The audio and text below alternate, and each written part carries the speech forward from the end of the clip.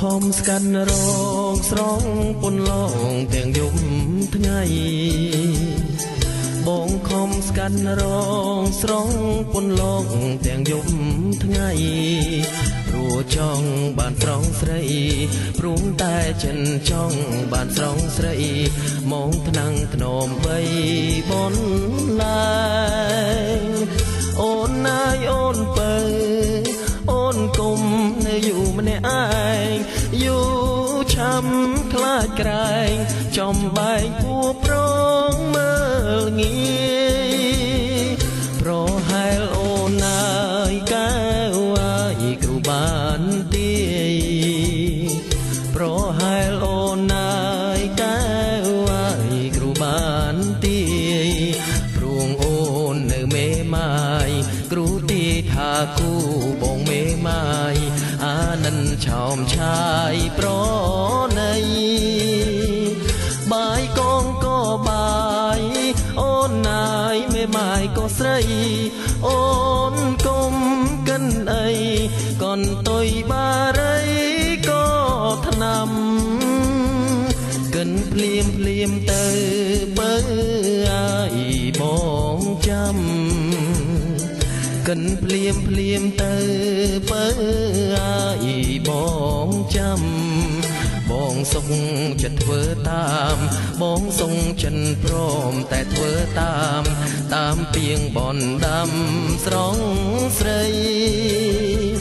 អូនណាយគេថាជួស្រែតនក្តៅដីអូនគុំកិនអីគេថាយកប្តីតនក្តៅចិត្ត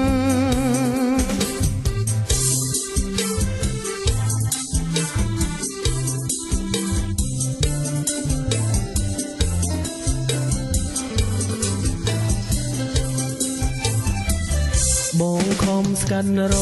ងស្រងពន្លងទាំងយប់ថ្ងៃបងខំស្កាន់រងស្រងពន្លងទាំងយប់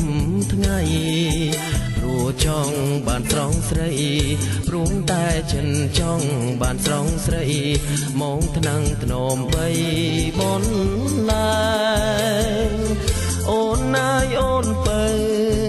អូនគុំនៅอยู่ម្នាក់ឯងอยู่ឆាំខ្លាចក្រែងចំបែកពួរប្រងមើលងាយប្រហែលអូនណា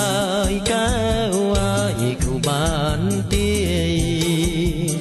ប្រហែលអូនណាយកែវអាយគ្រូបានទាយព្រួងអូននៅមេម៉ាយគ្រូទីថាគូបងមេម៉ាយ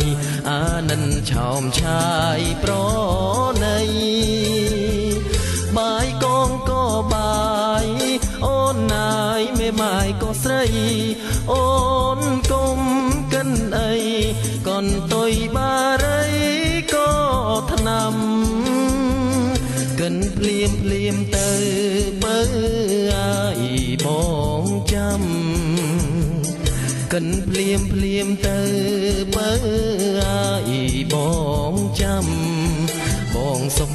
ចិត្តធ្វើតាមបងសុងចិនព្រមតែធ្វើតាមពីងបនដាំស្រងស្រីអូនណាយគេថាជួស្រែតនក្តៅដីអូនគុំកិនអីគេថាយកប្តីតនក្តៅចិត្ត